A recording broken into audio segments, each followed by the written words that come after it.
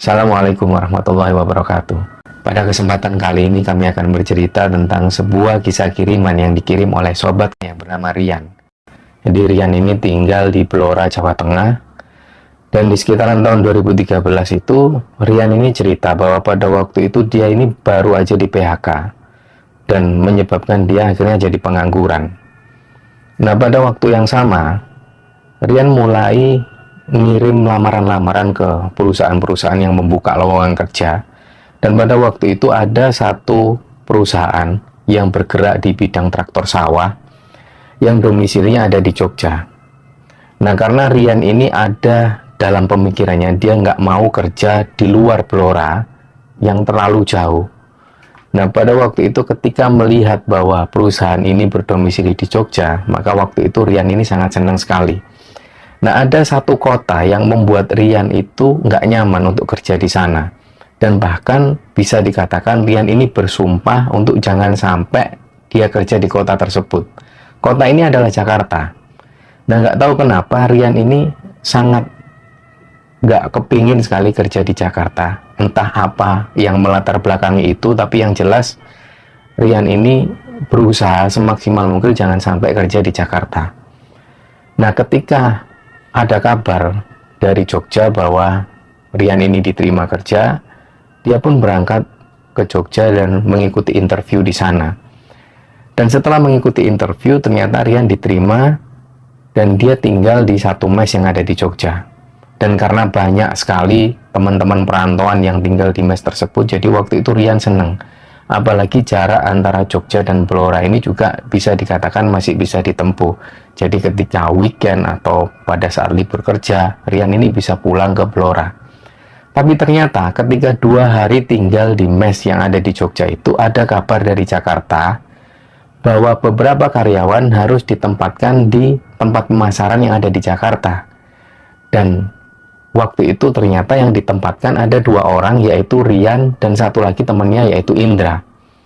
Nah, malam itu ketika Rian dapat kabar bahwa dia harus berangkat menuju ke Jakarta, seolah-olah dia merasa, ini kok seolah-olah sumpahku ini ternyata kok harus dipatahkan dengan cara seperti ini. Tapi di satu sisi lain, kalau Rian ini nggak menerima pekerjaan ini, artinya dia harus nganggur lagi. Jadi mau nggak mau dia pun harus berangkat ke Jakarta. Nah, pada waktu itu rencana keberangkatan ke Jakarta ini mereka akan diberangkatkan naik kereta. Tapi ternyata keesokan harinya entah karena teknis atau apa itu, Rian dan satu orang temannya yang namanya Indra ini berangkat menuju ke Jakarta naik travel. Nah, selama perjalanan Rian ini juga ngerasa si sopir travel ini seolah-olah nggak tahu jalan. Dan benar ternyata sampai di Jakarta yang seharusnya mereka menuju ke Jakarta Barat, menuju ke kantor pemasaran ini, mereka harus nyasar beberapa kali. Sampai akhirnya sekitar jam 2 siang barulah mereka benar-benar sampai di kantor pemasaran tersebut. Nah, pada awalnya Rian dan Indra ini berpikiran mungkin kantor yang ada di Jakarta ini, kantor pemasaran yang menurut mereka Jakarta adalah ibu kota. Jadi yang ada pada mindset mereka, gedung ini akan terlihat mewah dan bangunannya lebih modern. Ternyata begitu sampai, yang dia lihat ada gedung dengan bangunan yang bisa dikatakan tua, yang usianya sudah bisa dikatakan puluhan tahun lebih. Dan bahkan si Indra ini sempat bilang ke Rian, ini kok gedung kok kelihatan suram sekali. Gedung ini tingginya 4 lantai, dan Indra ini bahkan tahu gedung ini pada saat ada kerusuhan di sekitaran tahun 98, gedung ini sempat dijadikan amukan massa dan sempat dibakar. Jadi ada beberapa bagian gedung ini yang sudah terbakar dan sempat direnovasi kembali, tapi tidak merubah seluruh bangunan gedung. Jadi kelihatan sekali kalau ketika mereka sampai ngelihat suasana gedung ini sangat suram sekali. Nah, begitu mereka masuk, karena waktu itu masih jam 2 siang, salah satu OB ini mempersilahkan si Rian dan Indra langsung naik menuju ke lantai 4. Nah, karena di lantai 4 inilah ada mes dan ada 4 kamar di sana, mereka pun naik. Nah, pertama kali si Indra dan Rian ini naik, Rian itu ngerasa begitu sampai di lantai 4, dia itu ngerasa suasana atau hawanya ini bener-bener buat dia ini nggak nyaman. Suasana pengap dan ventilasi udara yang benar-benar sedikit. Begitu Rian ini langsung menatap ke arah Indra, Indra itu kayak seolah mengiyakan. Dan waktu itu si OB ini nggak tanya apapun. Jadi ada 4 kamar di sana yang disediakan oleh perusahaan untuk mes memang. Jadi setiap kamar itu ada 2 tempat tidur dan ada 1 lemari. Dan semua pintunya itu kaca. Artinya bahwa orang dari luar ini bisa ngelihat ke arah dalam dan begitu juga sebaliknya. Jadi 4 kamar ini saling berhadapan dan saling berdekatan dan ada lorong kecil di situ. Kemudian mereka ini bertemu satu space yang nggak terlalu besar. Ada ruangan persegi di sana yang kemungkinan waktu itu memang buat orang-orang nongkrong atau segala macamnya. Dan ada 1 toilet di bagian pojok. Nah, waktu itu ketika Rian ngelihat ruangan persegi dan ruangan di lantai 4 itu, suasana ini benar-benar senyap dan cahaya itu jarang sekali masuk. Padahal di luar itu sangat terang sekali. Jadi waktu itu Rian ini sempat tanya ke salah satu OB yang di sana, "Mas, ini memang suasana setiap hari kayak gini? Bahkan siang pun matahari juga jarang masuk." "Iya Mas, memang kayak gini suasananya. Mungkin karena ventilasi-ventilasi itu menghadap ke bawah, jadi matahari itu nggak bisa langsung masuk ke dalam gedung ini." Nah, akhirnya Rian pun tetap berpikir positif. Dan ketika sampai di 1 kamar itu, Rian dan Indra pun mulai menaruh barang-barang mereka. Mereka ditempatkan di 1 kamar di paling pojok sendiri. Nah, setelah itu karena mereka ini belum ada pekerjaan, mereka baru memulai pekerjaan keesokan harinya. Jadi waktu itu mereka ini masih santai-santai sambil menunggu suasana kantor ini sepi. Nah, sampai sekitar jam 3 sore, si Rian ini tanya lagi ke salah satu OB yang ada di sana, "Mas, ini apa nggak ada lampu atau apa di ruangan persegi ini?" Karena di sana Rian dan Indra ini rencana pengen nongkrong di situ sambil ngerokok menghabiskan waktu. Ternyata si OB ini sempat bilang, "Ini gini Mas, memang dari dulu di ruangan ini sering kali dipasang lampu, tapi lampu itu selalu putus. Dan pernah 1 kali itu lampu ini bahkan sempat meledak. Jadi diganti berkali-kali, keadaannya tetap seperti itu. Makanya dari si bos, udahlah nggak usah dipasang lampu, toh juga nggak pernah ditempati. Jadi mes ini memang digunakan ketika ada karyawan baru yang akan menetap di sini untuk sementara waktu. Nah, selebihnya ya memang nggak pernah dipakai." Akhirnya dari penjelasan itu, si Rian dan Indra ini pun mengiyakan, ya sudahlah, toh juga kita di sini ini nggak akan lama-lama juga, kita harus cepat-cepat cari kos. Nah, waktu pun berlalu sekitar jam 4 sore, suasana kantor yang tadinya rame, banyak sekali suara-suara yang ada di bawah. Lama-kelamaan suara ini menghilang, satu persatu karyawan ini mulai pulang. Dan jam 4 sore tepat, suasana gedung ini jadi sunyi senyap. Jadi nggak ada satupun yang tinggal di sana kecuali si Indra dan Rian. Nah, karena waktu itu mereka ini nggak mau kemana-mana lagi, jadi mereka pun memutuskan untuk istirahat. Dan sekitar jam 8 malam, Indra pun ngajak Rian ini untuk langsung tidur. Karena mereka ini kecapean, mereka pun langsung tidur, menempati tempat tidur masing-masing, mereka pun tidur. Nah, ternyata di tengah malam, sekitar jam 11 malam, si Rian ini bangun. Nggak tahu kenapa Rian itu ketika jam 11 malam, tiba-tiba dia nggak merasakan ngantuk sama sekali. Dia langsung buka mata dan ngelihat si Indra itu tidur dengan pules.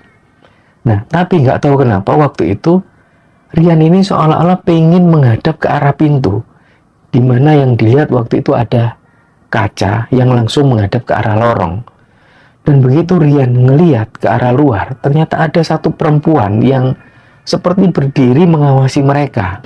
Jadi perempuan itu kayak kepalanya kadang-kadang noleh ke kanan, kadang-kadang diem. Dia itu terus memandang ke arah mereka. Dari situlah Rian ini mulai merasa dirinya mulai ngerasa nggak nyaman. Nah, sekali lagi dia ngelihat Indra ini terus tidur dengan pulas. Waktu itulah si Rian ini terus melanjutkan tidurnya. Dia coba untuk tetap tidur. Dari ujung kaki Rian itu merasakan dingin yang luar biasa, dan dingin itu seperti merambat. Sampai kemudian di arah paha, Rian itu merasakan dingin yang benar-benar kayak dia berada dalam lemari es. Padahal kondisi tubuh di bagian atas itu benar-benar gerah, dan di kamar itu nggak ada kipas angin. Tapi Rian itu merasa bagian kakinya itu benar-benar dingin sekali. Tapi waktu itu dia nggak tahu ini dingin dari apa. Nah, karena Rian ini ngerasa ada yang aneh, dia pun terus tidur. Sampai kemudian dia baru tersadar lagi ketika dia dengar ada suara adzan subuh. Barulah Rian ini bangun dan membangunkan Indra. Singkat cerita, keesokan paginya Rian dan Indra pun mulai bekerja. Jadi mereka ini kerja di lantai 3. Jadi mereka cuma turun satu lantai, dan di sanalah dia mulai berkenalan dengan teman-temannya. Nah, karena banyak sekali teman-teman atau karyawan yang asalnya dari Jawa, jadi mereka nggak canggung untuk ngobrol dengan berbahasa Jawa. Nah, ketika selesai berkenalan, ada beberapa teman-teman itu yang langsung menyambut mereka, dan ada juga yang nyeletuk ke mereka, "Gimana mas? Semalam tidurnya nyenyak nggak? Ada gempa bumi nggak?" Nah, karena ada pernyataan dari teman-teman yang seperti itu, dan itu nggak 1-2 kali yang ngomong seperti itu, jadi akhirnya Rian itu saling pandang dengan Indra. Kok kayaknya memang ada yang aneh di mes ini. Kenapa kok setiap kali ketemu dengan karyawan, ketemu dengan teman-teman yang baru, mereka ini selalu ngomong seperti itu. Kayak seolah-olah mereka pernah merasakan itu. Nah, mereka pun tetap berpikir positif, dan mereka mulai bekerja. Sekitar jam 11 siang, waktu itu si Rian ini merasakan perutnya agak sakit. Dan dia pun langsung menuju ke toilet. Ternyata dari 2 toilet ini semuanya terisi. Nah, akhirnya Rian pun langsung naik ke atas ke lantai 4, di mana di sana ada 1 toilet di bagian pojok. Rian pun menuju ke sana, dan pada waktu itu di jam 11 siang itu di lantai 4 ini nggak ada siapa-siapa kecuali Rian. Jadi dia pun langsung masuk menuju ke toilet, dan dia pun mulai buang air besar. Nah, di tengah-tengah dia buang air besar, tiba-tiba ada yang ngetuk pintu. Tok, tok, tok, tok, tok. Nah, di toilet pintu itu di bawah, karena masih ada celah, dia ini masih bisa melihat bahwa ada bayangan hitam di situ. Jadi Rian berkeyakinan ada orang yang ngetuk, dan Rian pun langsung tanya, "Siapa mas?" Tapi ternyata di luar nggak ada jawaban apa-apa, dan kembali ngetuk, tok, tok, tok, tok, tok. "Sebentar ya mas, sebentar mas, saya bereskan. Ini siapa ya?" Jadi Rian ini sambil mempercepat urusannya, dan Rian pun begitu buka pintu, ternyata di luar ini nggak ada siapapun. Nah, mulailah Rian ini curiga, dan dia langsung turun. Begitu Rian ini turun ke lantai 3, ternyata Rian baru ngelihat si OB ini naik menuju ke lantai 3, langsunglah ditanya, "Mas barusan dari lantai 4 ya, ngetuk-ngetuk toilet?" Nah, ternyata si OB ini bilang, "Loh enggak mas, saya ini baru dari bank.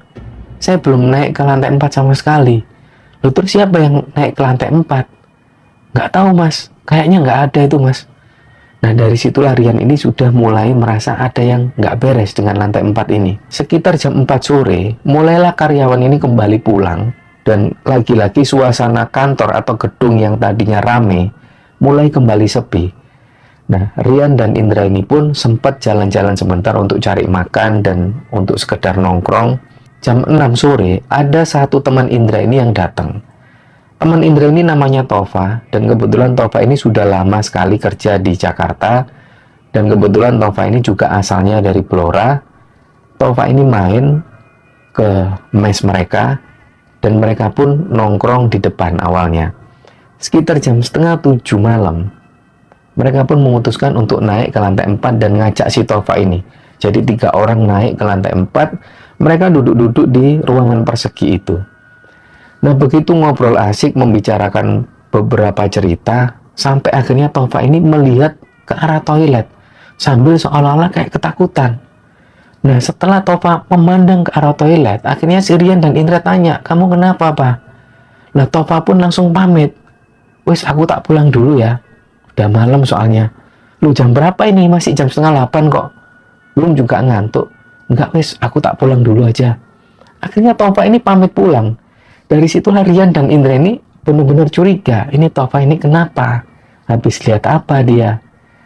Akhirnya ya sudahlah Pak, diantarkanlah dia pulang. Begitu sampai di parkiran motor, Tova ini langsung bilang ke Rian dan Indra, udahlah, kalian cepetan cari kos aja lah, jangan tinggal di mes ini. Udah, cepetan lah, cari kos saja. Tanpa ngomong apa yang terjadi. Nah akhirnya Tova ini pun pulang. Rian dan Indra pun mulai naik lagi ke lantai 4 sambil dia ini merasa ada yang aneh dengan lantai 4 ini. Jadi waktu itu Rian tetap berpikir positif dan Indra pun seolah-olah mengabaikan hal itu.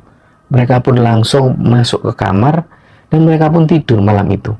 Jam 8 malam mereka tidur dan lagi-lagi sekitar jam 11 malam si Rian ini kembali lagi kebangun. Dan waktu itu dia benar-benar seolah nggak ngantuk lagi. Nah pada saat Rian ini bangun, tiba-tiba Rian itu merasa tubuhnya ini merasa dingin sekali. Dari ujung kaki dia itu merasakan dingin yang luar biasa, merambat sampai ke pangkal paha. Dan dinginnya itu seperti kayak dia ini masuk lemari es. Nah, pada waktu itulah Rian ini sudah benar-benar takut. Apalagi ketika Rian melihat ke arah lemari, ada sosok hitam yang ngintip ke arah mereka. Dan sesekali sosok hitam ini lagi bersembunyi dalam lemari itu. Nah ternyata nggak lama kemudian dari dalam lemari ada ketukan. Tak, tak, tak, tak, tak. Nah itulah yang membuat Rian ini langsung benar-benar takut. Karena siapa yang mau ngetuk dari dalam lemari kalau bukan sesuatu. Nah ketukan ini terus menerus. Dan Rian belum sempat membangunkan Indra karena Rian ini benar-benar bergelut dengan ketakutannya sendiri. Rian ini pun ngerasa kalau seolah-olah ada yang menghampiri. Dan Rian ngerasa kalau yang menghampiri ini adalah sosok perempuan. Sosok perempuan ini berdiri persis di samping Rian. Tapi Rian ini nggak bisa menggerakkan badan sama sekali. Nah Rian itu merasa bahwa ranjang ini digoyang. Tapi waktu itu Rian tetap mengabaikan. Dan nggak lama kemudian ranjang ini semakin digoyang dengan keras. Dan dia itu semakin merasakan getaran yang benar-benar kerasa sekali. Sampai kemudian goyangan ini berlangsung beberapa lama. Dan Rian itu benar-benar menahan rasa takutnya. Gak lama kemudian ranjang ini pun berhenti bergoyang. Dan si sosok perempuan ini kayak mendekatkan sesuatu ke telinga Rian. Dan berbisik ke arah Rian, noleh sini dong. Dan waktu itu Rian ini langsung gak sadarkan diri. Dia nggak tahu pada waktu itu dia ini pingsan. Nah Rian ini baru sadar ketika ada adzan subuh. Barulah Rian ini sadar dan terbangun. Dia bangunin Indra tapi belum cerita apapun ke Indra. Keesokan paginya Rian dan Indra ini kembali bekerja. Dia turun ke lantai 3 dan ketemu dengan teman-temannya. Dan begitu ketemu dengan teman-teman, beberapa teman-teman ini nanya lagi, gimana mas? Ada gempa bumi nggak? Nah ternyata beberapa karyawan yang di sana ini pernah juga merasakan tidur di lantai 4 dan mereka semua juga mengalami hal yang sama. Nah, pada waktu itu di jam makan siang, si Rian ini coba tanya ke Indra karena Indra ini karakternya orangnya kalau nggak ditanya dia nggak akan cerita. Mulailah pada waktu makan siang itu Rian ini tanya ke Indra, Indra, begitu kamu nyampe di sini, kamu tidur. Kok kamu tak lihat tidurmu nyenyak banget? Padahal tiap jam 11 malam, aku itu kayak bangun dan ngerasa diganggu sesuatu. Kok aku ngeliat kamu kok tidurmu kok nyenyak ya Indra? Ternyata dari situlah Indra ini cerita bahwa sebenarnya Indra ini juga nggak bisa tidur. Dan dia seolah-olah memaksakan diri untuk memejamkan mata supaya dia ini nggak ngelihat apa yang waktu itu dia lihat. Nah, ceritalah Indra, ketika Indra ini tidur, sama persis jam 11 malam, Indra itu kebuka matanya. Dan begitu Indra ini buka, di atas Indra persis ini ada pocong. Dan dia nggak bisa mengembuskan nafasnya. Dan pocong ini benar-benar ada di atas badannya Indra. Dan Indra waktu itu nggak bisa lagi berkata-kata. Jadi waktu itu Indra ini cuma bisa diam. Jadi seolah-olah Rian ngelihat Indra itu, Indra ini tidur. Padahal waktu itu Indra ini tenggelam juga dalam ketakutan. Nah, di malam kedua, ketika Indra tidur, Indra ini juga merasa bahwa malam itu dia ini juga mencium bau-bauan yang wangi dan ada juga bau bangkai. Dan Indra juga merasa bahwa ranjangnya ini juga sempat digoyang. Nah, setelah cerita di makan siang itu, Indra dan Rian ini mulai merasa, waduh, berarti kita harus cepet-cepet cari kos. Tapi karena hari itu mereka masih tinggal di sana dan malam itu mereka mau nggak mau harus menikmati malam terakhir di sana. Nah, malam ketiga inilah yang mereka merasa bahwa gangguan itu benar-benar luar biasa. Ketika jam 4 sore, suasana gedung kantor ini mulai sepi. Mereka pun naik ke atas ke lantai 4. Dan malam itu mereka sudah berniat untuk tidur dari sore, supaya keesokan paginya mereka bisa langsung cari kos-kosan. Sekitar jam 8 malam, mereka pun mulai tidur. Ternyata mereka ini takut. Dan waktu itu Rian ini sempat bilang ke Indra, gimana kalau kita tidur satu ranjang aja? Karena di sana ada 2 ranjang dan mereka pun memutuskan untuk tidur di satu ranjang meskipun harus bersempit-sempitan. Nah, akhirnya mereka pun sepakat dan mereka itu bersepakat untuk membelakangi ranjang yang dikosongi ini. Jadi mereka sama sekali nggak mau melihat ke arah ranjang yang dikosongi dan mereka menghadap ke tembok. Begitu mereka tidur, belum lama mereka tidur, mereka ini mulai mendengar di luar banyak sekali anak-anak kecil ini yang berlarian. Seperti banyak sekali anak-anak yang bermain satu sama lain dan saling teriak. Lari, lari, lari. Mereka semua ini dengar. Karena mereka itu takut dan mereka nggak bisa ngapa-ngapain. Jadi mereka ini pun diem. Nah, di tengah malam dia tidur itu, tiba-tiba Rian ini sudah nggak kuat. Rian pun langsung bangunin Indra. Indra, bangun, Indra. Aku antarkan ke toilet. Aku mau kencing. Nah, waktu itu ternyata Indra ini pun juga nahan kencing. Ya sudah, ayo bareng. Mereka pun berbarengan menuju ke toilet. Dan setelah mereka kencing, mereka pun kembali menuju ke kamar. Dan begitu mau kembali menuju ke kamar, dari mulut tangga itu mereka dengar kalau ada yang naik. Nah, karena mereka sudah mulai merasa nggak nyaman dan nggak mungkin ada yang naik di jam seperti itu. Karena nggak ada siapa-siapa pun di gedung itu kecuali security yang ada di depan. Mereka pun langsung mengabaikan hal itu. Dan mereka berdua ini merasa bahwa ada banyak sekali langkah kaki yang naik ke lantai 4. Mereka pun cepet-cepetan langsung masuk ke kamar dan menutup pintu dengan rapat. Setelah itu mereka pun kembali tidur di ranjang dan sekali lagi membelakangi ranjang yang dikosongi itu. Belum lama mereka tidur, gagang pintu ini ada yang buka. Seolah-olah ada yang ingin masuk. Karena pintu ini kondisi dalam keadaan terkunci, jadi gagang pintu itu terus bergerak.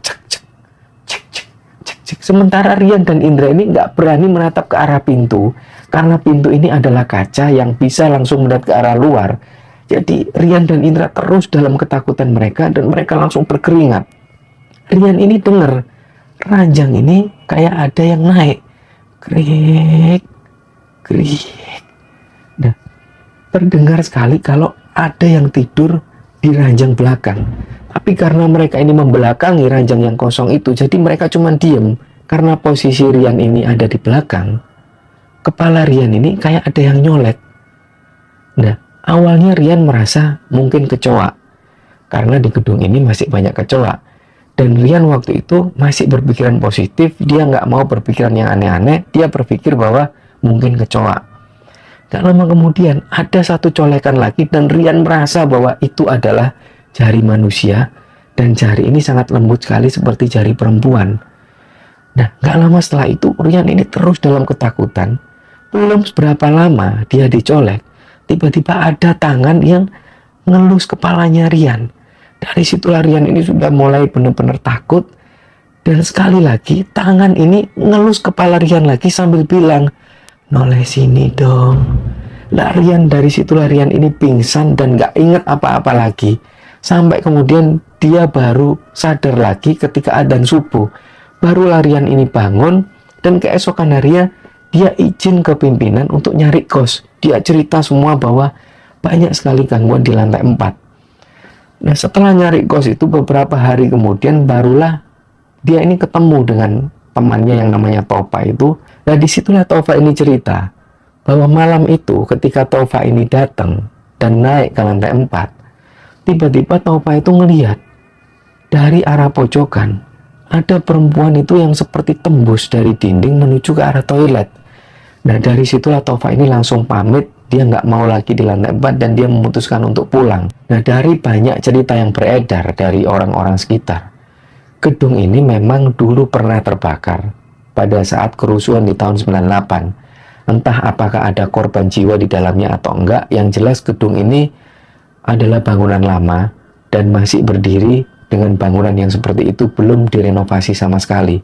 Dan banyak sekali karyawan-karyawan yang pernah tinggal di lantai 4, terutama di mes tersebut, yang mengalami gangguan yang sama seperti yang dialami oleh Rian dan Indra. Bahkan ada satu orang teman yang cerita, namanya Tony.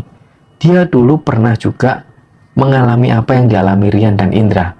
Ketika dia jadi karyawan baru dan terpaksa harus nginep di mes itu sendirian, si Tony ini tidur.